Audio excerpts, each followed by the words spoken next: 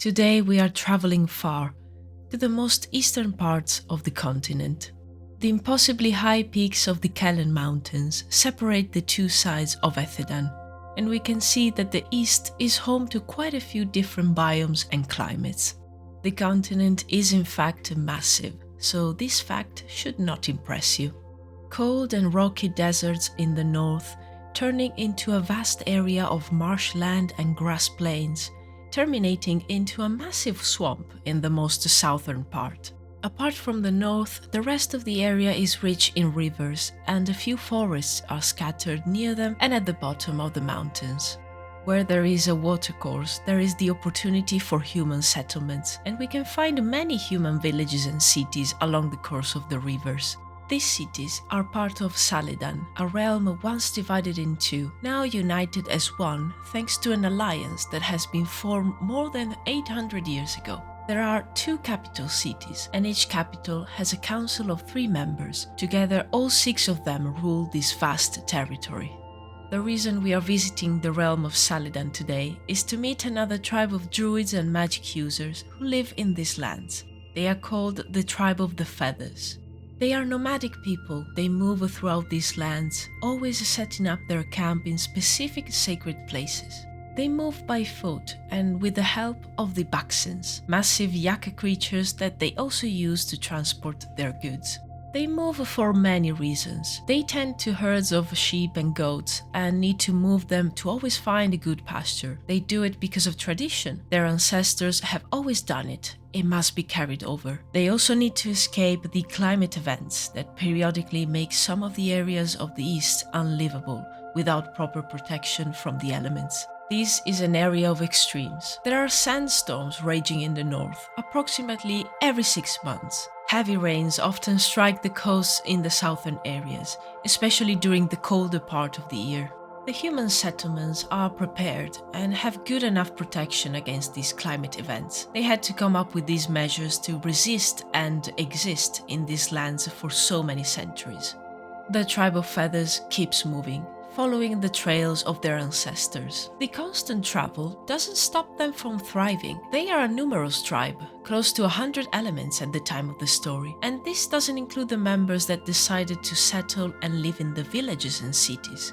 The humans and the tribe members have a strong bond, contrary to what happens between the Tribe of the Roots and the realm of Thewin, as you might remember from one of my previous videos. The tribe often trades their produce with the cities, as well as their patterned fabrics and the prize wool from the Baxen and their sheep. This way, they are able to provide everything the tribe needs for their travels. One of their most famous trading goods is the dried curd, a sort of cheese made with the Baxen sheep and goat milks. It is a small, round, hard cheese, usually wrapped in wool fabric. Herbs are often added to the top to give it some flavoring.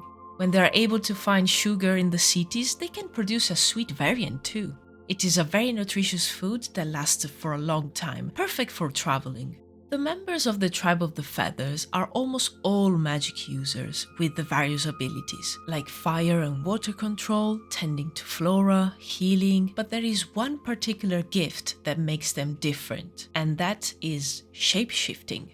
A good number of them are able to turn into one or more animals, changing their appearance completely, using strong magic and concentrating their energy. A lot of them find it very useful to turn into birds, especially birds of prey. This preference is probably what gave them their name. This kind of power has proven useful for many generations, for traveling, scouting, and also defending the tribe. Their former archdruid Thela could turn into a giant eagle and had so much control of the transformation that she was able to do it almost instantly, jumping from a high cliff and shape-shifting in mid-air to then fly away uninjured. She was a little bit of a show-off. The archdruid in this tribe has a similar role as it has in the Tribe of the Roots, with the difference that here is considered more like an actual ruler of the tribe. The Feathers have a slightly more structured system in place. There are divisions between classes. Those that are not able to use magic cannot aspire to have important roles inside the tribe, and all the types of magical abilities are classified for importance and usefulness. Another important aspect of this tribe is the spiritual veneration of the ancestors. Like the tribe of the Druids, they believe in the reincarnation of the soul, but they also believe that their ancestors will someday return in a new form, a new body, to guide them and to protect them. The stars in the sky show the fires of the camps of the souls, who also traverse vast territories in a never-ending journey. We can start to see that they have a stronger connection with the sky, between their transformation into birds and passion for flying, and the belief that their ancestors are up there waiting for their moment to come back. The druids of these lands, like their counterparts in the northwest, are responsible for keeping the balance in the magic flow and protecting the continent from the evil spirits of the other world. They believe that only bad spirits live there, as the good and chosen spirits of the dead will join the nomads of the sky, traversing the unknown, comforted by the firelights that we call stars. During the beginning of the colder months, the world of the living and the other world become very close, and that is when the druids of the whole continent gather forces and use their energy to keep the two worlds separate. The tribe of feathers has a tradition in place for these moments that involves music, dancing around big fires, and wearing big bird-like costumes to scare away the spirits. These sacred locations where they usually settle are hubs of magical energy, where the flow comes out of the ground and fills the surrounding lands, forming luminous pools. These are spaces for meditation, where they can feel the presence of their ancestors as if there was a direct connection with the skies. They protect and take care of these places, making sure nothing and no one disturbs them.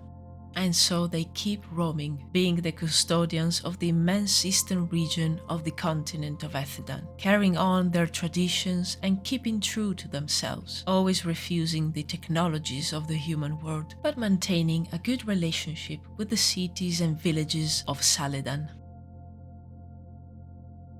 Having to do the concept art for the Tribe of Feathers and the Realm of Saladan gave me the opportunity to do a full developing process, from the early stages of ideation to the final concept, as I hadn't done many designs for this faction.